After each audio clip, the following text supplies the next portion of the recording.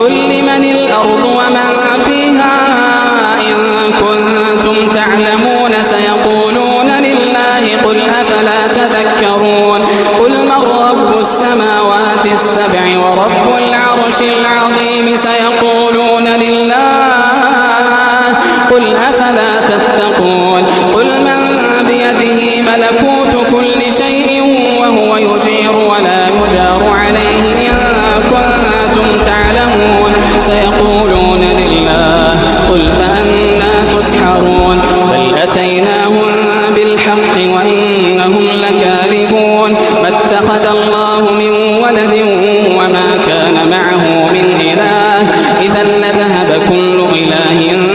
بما خلق ولعلى بعضهم على بعض سبحان الله عما يصفون عالم الغيب والشهادة.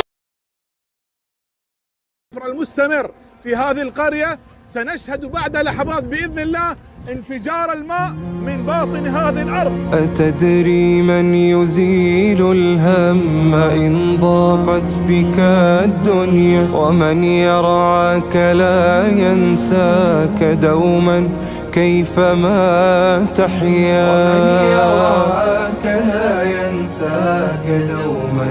كيفما تحيا سبحان الذي يهدي ويشفي حيرة العبد ويعطي دون ما حدي جزيل الأجر في الدنيا سبحان الذي يهدي ويشفي حيرة العبد ويعطي دون ما حدي جزيل الأجر في الدنيا.